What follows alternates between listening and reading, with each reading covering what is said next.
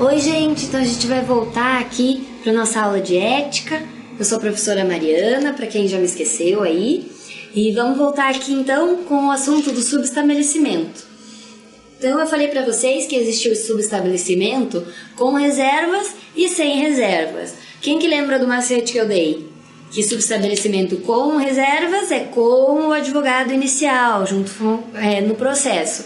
E o subestabelecimento sem reservas é sem o advogado inicial que começou aquele processo, certo? Então vamos passar aqui para o subestabelecimento com reserva. Então vai ter a participação do advogado, que estava ali no processo desde sempre, que começou aquele processo, e de um advogado novo, que vai ser o subestabelecido, certo? Isso está previsto no parágrafo 2º do artigo 24 do Estatuto da Advocacia. O advogado constituído, ele permanece, não precisa comunicar ao cliente, porque esse advogado subestabelecido ele vem para auxiliar o advogado inicial. E os honorários do subestabelecido, como que vai ser feito? O advogado subestabelecido, ele não vai poder entrar em contato com o cliente para pedir honorários. Ele tem que acertar os honorários com o advogado inicial, ok? Porque ele vai ser contratado pelo advogado inicial para trabalhar nesse processo junto com ele. Por isso que não precisa comunicar ao cliente se você precisar fazer um subestabelecimento com reservas. Mas e aí o subestabelecimento sem reservas? Como que vai funcionar? O sem reservas é quando o advogado inicial, aquele que começou o processo, que já estava constituído nos autos, ele vai embora. Ele abandona o processo e ele constitui um advogado novo para esse processo. Então, troca o advogado, tá bom? Isso no subestabelecimento sem reservas, que está previsto no parágrafo 1º do artigo 24 do Estatuto. Aí. Então, o advogado contratado não vai estar mais no processo, o cliente tem que ser obrigatoriamente comunicado, porque se eu sou o advogado, eu não posso simplesmente subestabelecer para outro e o dia que o meu cliente me ligar eu vou falar assim: não, já deixei aí o seu processo com o advogado tal. Como é que você vai fazer? Né? Como é que fica o seu cliente? Então não dá para ser assim. Você tem que avisar o cliente que você está subestabelecendo para outro advogado. A mesma coisa, você não precisa falar para o cliente por que você está fazendo isso, etc. Mas o cliente tem que estar ciente do que está acontecendo, ok? Então vamos passar aqui para a figura do advogado e do preposto. O que é o preposto, gente? Vamos relembrar. O preposto é aquela pessoa que vai comparecer na audiência para atuar ali de modo a representar a empresa da onde ele trabalha. Então, muitas vezes, por exemplo, não pode ir o dono da empresa lá no dia da audiência, certo? Então vai um preposto, vai um funcionário da empresa para representar a empresa ali, para dizer que a empresa não foi revel, tá bom? Então, basta só ir o advogado da empresa, já que ele é funcionário da empresa, por exemplo, se for um advogado empregado? Não, né, gente? Não pode ser só o advogado, porque ele está ali como advogado da empresa. Então, o advogado e o preposto, eles não podem se misturar. Sempre que houver uma demanda aí, vai ter que ter o advogado representando a empresa e um preposto ali fisicamente para representar essa empresa, ok? Então, quando a empresa tiver já um advogado constituído e quiser um preposto, esse outro preposto ele pode ser um advogado? Pode, mas ele não vai poder ser o advogado que está atuando nos autos, ok? Então não esqueçam, é vedado o advogado e o preposto na mesma ação. O advogado poderá nomear um preposto se possuir procuração com poderes especiais e poderá ser preposto se não estiver constituído como advogado nos autos. Beleza? Então vamos falar aqui de lide temerária. Temerária vem de temor, certo? Então é uma lide, que a gente sabe que é um conflito, né, que vai estar ali no judiciário. E quando que ela é temerária? Quando a gente precisa ter medo da lide, vamos pensar assim. Quando ela traz algo ilícito, quando o cliente e o advogado, eles estão acumunados ali para conseguir uma vantagem, para fazer alguma ilicitude, para acusar alguém injustamente e por aí vai. Então, o objetivo da lide temerária vai ser prejudicar o interesse de um terceiro. Quando que a gente pode ter uma lide temerária, por exemplo? Quando a lide não tem nenhuma prova para dizer que aquela pessoa que está sendo acusada, que vai precisar ser responsabilizada, por exemplo, a gente não tem nenhuma prova contra essa pessoa. A gente fala um monte de absurdo sobre ela e não prova nada. Isso é uma lide temerária, tá bom? A lide temerária é uma prática ilícita. E aí vai responder o advogado e o cliente quando a gente conseguir demonstrar que eles estão agindo conjuntamente, em conluio, para praticar essa atividade ilícita, ok? Então a gente vai passar aqui por mais um tópico da nossa aula, os princípios. Então, os princípios da ética profissional. São vários princípios que eu vou trabalhar aqui com vocês. É um tema bem tranquilo, mas eu preciso que vocês tenham bem esclarecidinho na cabeça de vocês o que é cada um, para na hora da prova não confundir, ok? Então vamos lá, vamos tratar do princípio da pessoalidade.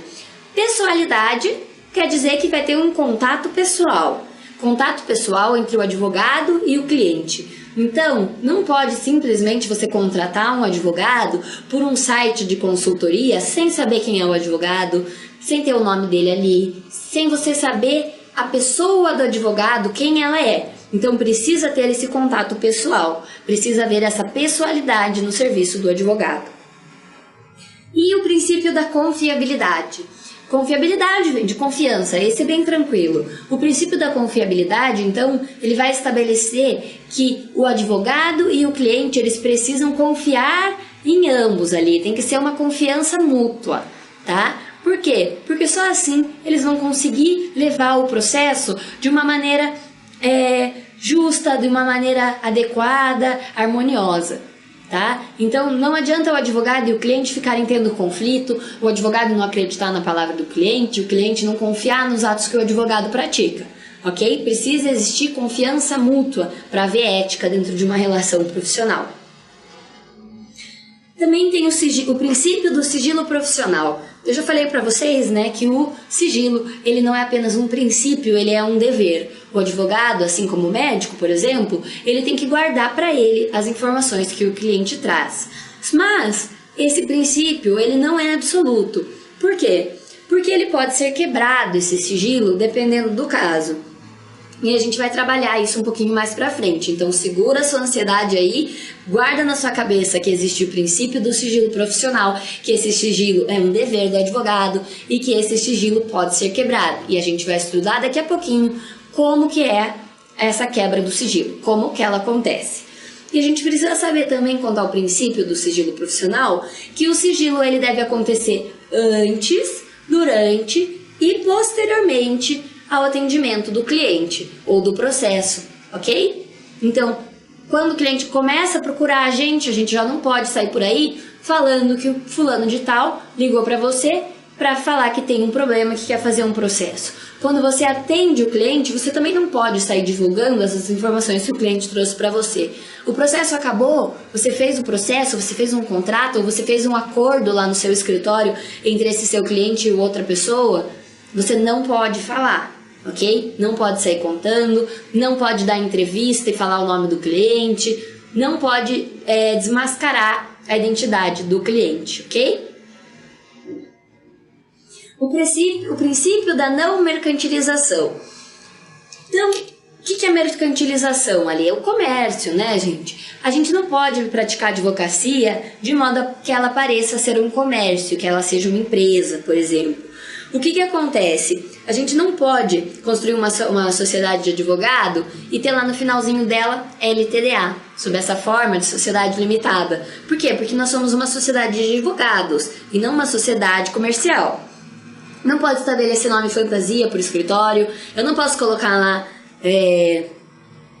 Liga da Justiça como nome do meu escritório, por exemplo. Não, a gente sabe que a OAB direciona que o nome dos escritórios sempre é o sobrenome dos associados, né, dos sócios, enfim.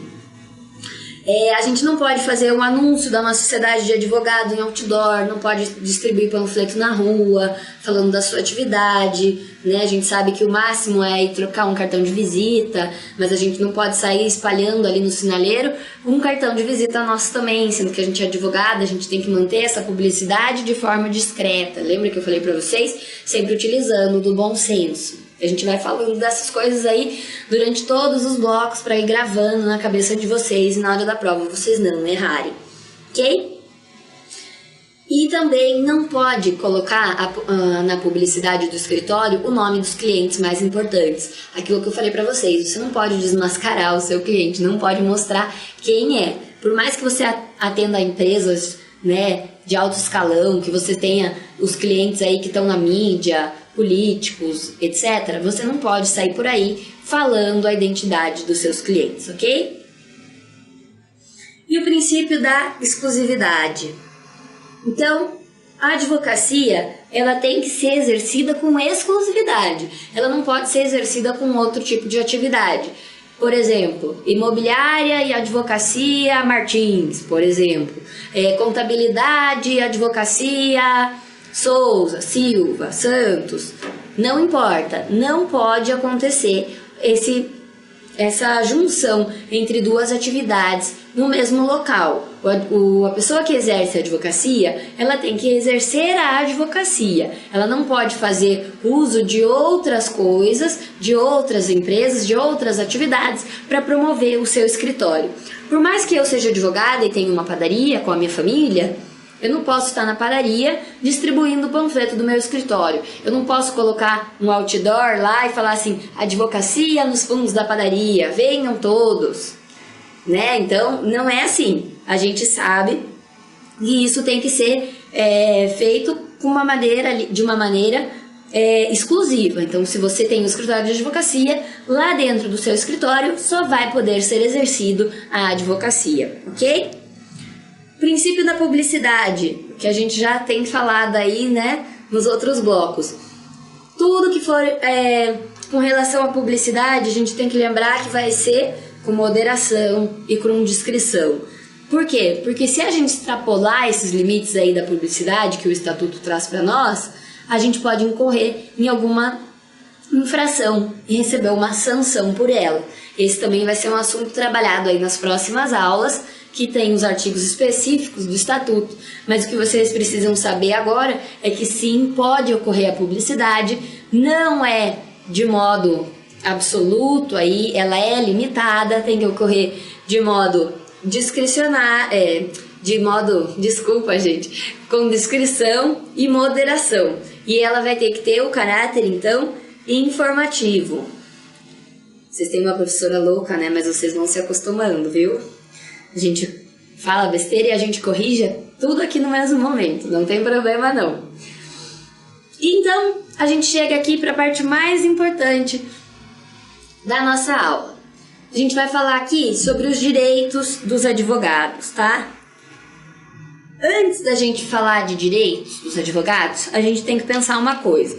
Toda vez que a gente fala de direito, o direito implica um dever, certo? A pessoa nunca tem só direitos, ela tem direitos e deveres. Então, o advogado vai ser a mesma coisa. O advogado vai ter direitos e vai ter deveres. A primeira coisa mais importante sobre isso que a gente não pode esquecer é o que está previsto no artigo 6º do Estatuto, que não há hierarquia entre os profissionais da área jurídica. Então, o advogado ele tem que ter o mesmo tratamento que recebe um juiz, que recebe um procurador, que recebe um consultor jurídico. Não importa em que área essa pessoa atue, todos são iguais, tá? A gente sabe que existem, né, profissões aí que são consideradas acima do advogado, um juiz, um desembargador, um ministro, né, e por aí vai, como se elas tivessem uma hierarquia. Mas, na verdade, todos devem respeito mútuo, tá bom? Então, eu coloquei aqui para vocês que é só uma dica, tá? Não existe esse princípio, eu que inventei, mas é para vocês gravarem, que é o princípio do ninguém é melhor que ninguém. O juiz não é melhor que o advogado não é melhor que o desembargador, não é melhor que o procurador, e por aí vai, gente. Não existe também essa coisa de Ah, eu me formei antes que você, eu me formei depois que você, eu sou mais velho que você, advogado, então você me deve respeito. Não existe, gente. Todos têm que se respeitar da mesma forma. Não há hierarquia e não há subordinação entre os profissionais da área do direito. Então vamos para os deveres aqui do advogado, antes da gente falar dos direitos, porque os direitos eles estão elencados no artigo 7º e vocês podem ver aí no estatuto de vocês que é um artigo longo, né? Então primeiro a gente vai falar dos deveres, para já pular essa etapa aí, e a gente vai falar depois, então, com bastante calma, dos deveres, dos direitos dos advogados. Então vamos lá, para os deveres do advogado.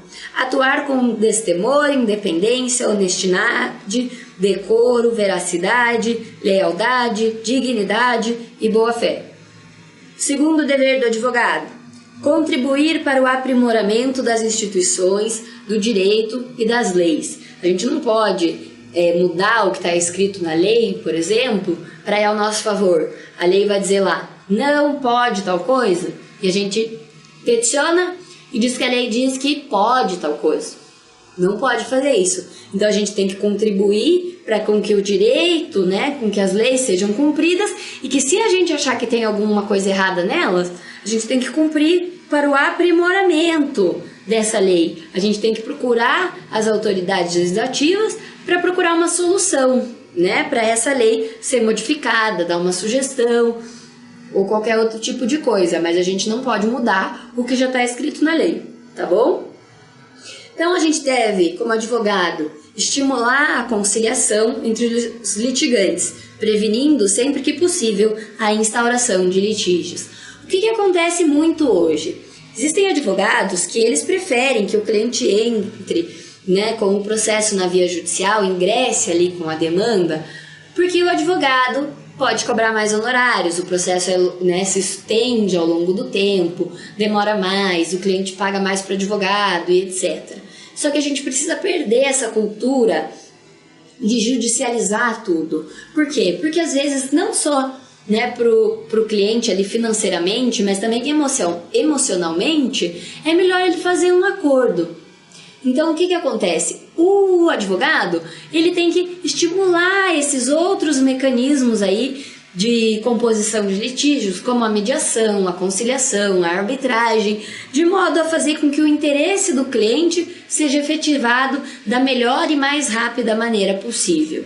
Tá? Então não precisa ter essa cultura de judicializar tudo em razão dos honorários. Não, é um dever do advogado estimular a conciliação, a mediação e a arbitragem.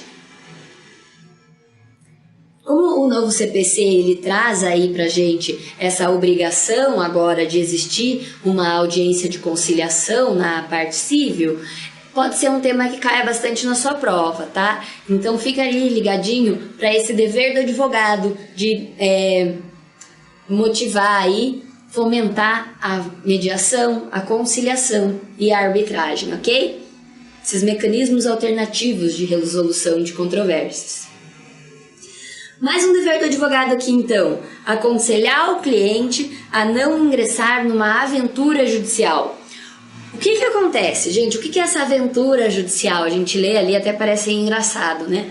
Essa aventura judicial é num processo que a gente sabe que o cliente não vai ter o direito, que esse direito às vezes existe na cabeça dele, mas legalmente não é bem assim que funciona. Então a gente precisa esclarecer o cliente que aquilo que ele está pensando não é bem, né, daquele jeito, que a lei diz tal coisa. Tem que explicar para o cliente que às vezes, por exemplo, ele quer uma liminar.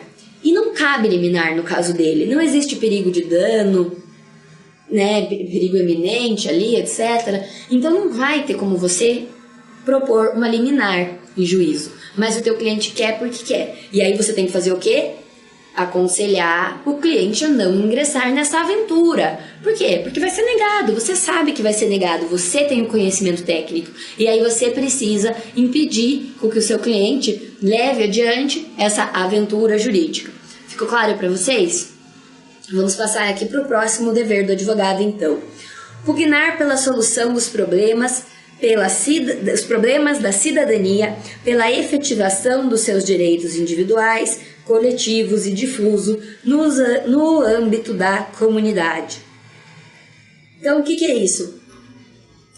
O advogado, ele tem que estar sempre pronto para agir de modo a garantir a cidadania, que as pessoas tenham os seus direitos efetivados, independente se ele é um direito efetivo, um direito individual, coletivo ou difuso, ok? Lembrem lá da função social do advogado, sempre tem que buscar a justiça de um modo que ela favoreça a sociedade como um todo, a coletividade, e não simplesmente interesses individuais. Então vamos passar aqui para o artigo 7º agora. Pega aí seu estatuto, acostuma a fazer a leitura aí da lei comigo. Por quê? Porque pode cair muito parecido com a redação da lei lá na sua prova. E aí, se você vê que está muito parecido, mas tem alguma coisa estranha, é porque aquela questão vai estar errada. Porque você vai se acostumar a ler a letra da lei aqui comigo e já vai saber exatamente como se trata, exatamente o que a lei fala. Não vai esquecer, pode ficar tranquilo que isso vai estar lá no seu subconsciente. E aí, na hora da prova, vai facilitar para você. Então, vamos lá, pega um café, força aí, pega seu estatuto, não tenha preguiça e vem comigo. Então, vamos para o artigo 7º do estatuto. O inciso 1º ali vai trazer o quê? Exercer com liberdade a profissão em todo o território nacional para advogar em mais de 5 causas fora do território de sua seccional. Deverá requerer a inscrição complementar. Eu vou tirar essa parte aqui, tá, gente? Isso aqui não precisava ter aqui, desculpa. Então, o que acontece? É um direito do advogado exercer a profissão em todo o território nacional. Mas a gente sabe que a OAB, ela sempre vai ter o estado da onde essa pessoa exerce, certo? Normalmente é o estado onde essa pessoa tem o escritório ou do escritório que ela atua.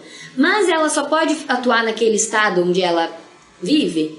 Não, ela pode ter causas em outros estados. Mas aí ela precisa tirar uma OAB em cada estado que ela tiver um processo? Um processo não. É em todo o estado que ela tiver mais de 5 processos. Até 5 processos você pode atuar em outro estado não tendo a OAB daquele estado, certo? Mas se você tem um processo em cada estado do Brasil, não tem problema nenhum. Se você tem 6 processos no estado de Santa Catarina e você é do Paraná, por exemplo, você tem a OAB do Paraná, você não pode atuar em 6 causas em Santa Catarina, só 5. Então, se você atua em 6, se você tem realmente necessidade de atuar em 6 ou mais, você vai requerer uma OAB suplementar. E aí você vai ter então a sua OAB do Paraná e a OAB de Santa Catarina para poder exercer a sua atividade legalmente lá no outro estado também. Então, esse é um dever do advogado, é um direito do advogado, perdão. O segundo direito que traz ali o artigo 7º, a inviolabilidade do escritório ou local de trabalho, bem como seus instrumentos de trabalho, de sua correspondência escrita, eletrônica, telefônica e telemática, desde que relativas ao exercício da advocacia. Então, é aqui o direito, por que eu tô com o dever na minha cabeça? É o direito do advogado de ter a sua inviolabilidade garantida, né, no seu ambiente de trabalho, com seus instrumentos de trabalho. Então, o computador, por exemplo, do escritório não pode ser violado, né? O advogado não pode ter a correspondência física, não pode ter o e-mail invadido, etc. Tudo isso é garantido pela inviolabilidade que o advogado possui como um direito advindo do estatuto. O terceiro direito ali do estatuto, no artigo 7º, acompanha lá comigo, inciso 3º, comunicar-se com seus clientes, pessoal e reservadamente, quando estes se acharem presos, detidos ou recolhidos em estabelecimentos civis ou militares.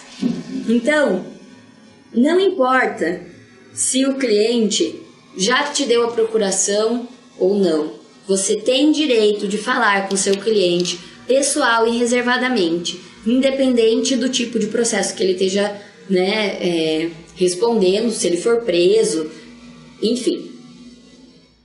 não precisa da procuração, como eu falei ali para vocês, está aqui na letra A. E a violação dessa garantia, quando vedarem o advogado de falar com o cliente, pode importar na configuração de crime de abuso, tá? Então, para vocês verem que se não deixar o advogado falar com o cliente, pessoal e reservadamente, pode incorrer em crime. E esse crime vai chamar, então, de crime de abuso. Ele está previsto no artigo 3º da Lei 4.898, de 65.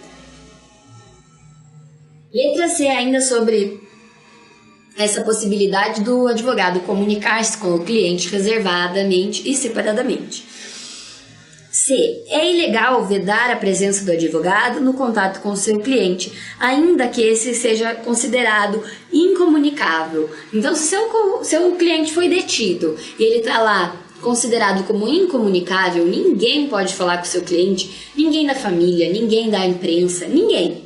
O advogado pode, tá bom? Então, é um direito do advogado falar com o cliente, mesmo que ele esteja, caracterizado ali como incomunicável pela autoridade. O advogado pode fazer contato com seu cliente independentemente da presença ou não do delegado no distrito policial, tá bom? Então, não importa se o advogado tá lá, se o delegado, tá lá quando o seu cliente estiver preso e você precisar falar com ele. O advogado pode falar independente da presença do delegado ou não. Então, mais um direito aí do advogado. Inciso 4º do artigo 7º, vamos lá. Ter a presença de representante da OAB quando for preso. Prestem atenção, gente. Esse aqui cai muito na prova de vocês. Preso em flagrante por motivo ligado ao exercício da advocacia, para a lavratura do respectivo auto de prisão, sob pena de nulidade. Nulidade aqui, ó. Tudo que eu estiver grifando, vocês grifem no artigo de vocês. E nos demais casos, a comunicação expressa asseccional da OAB. Então, o que a gente tem que prestar atenção aqui nesse artigo, gente? Larga tudo que você está fazendo aí, se você está olhando seu celular, tá vendo TV junto, larga tudo e vem prestar atenção aqui comigo, porque isso aqui com certeza vai estar na sua prova, tá? Quando o advogado for preso, tem que ser em flagrante, tem que estar no exercício da advocacia para ir um membro da OAB ir lá falar com ele, para ter o membro da OAB junto com ele durante esse ato de prisão, ok? Então, não adianta o advogado não ser preso em flagrante, não estar no exercício da advocacia. É preciso haver esses dois elementos juntos para que haja a comunicação expressa seccional da OAB, para ter um membro da OAB lá te auxiliando, quando você, advogado, for preso em flagrante no exercício da advocacia, ok? Não vão errar essa questão. A gente vai fazer aí um bloco só de questões e eu vou trazer essa parte aí para vocês. E aí vocês vão ver como que cai isso na prova para vocês não errarem, ok? E se acontecer uma prisão em flagrante no exercício da advocacia e não for chamado o membro da OAB, tiver algum erro ali, o advogado não for preso em flagrante, por exemplo, esse ato de prisão, ele vai ser considerado nulo, ok? Não vão poder prender o advogado.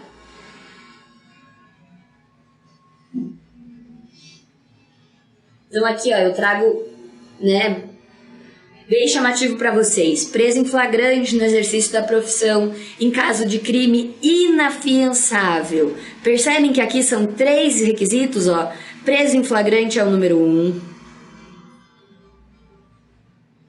No exercício da profissão é o número 2. Em caso de crime inafiançável é o número 3.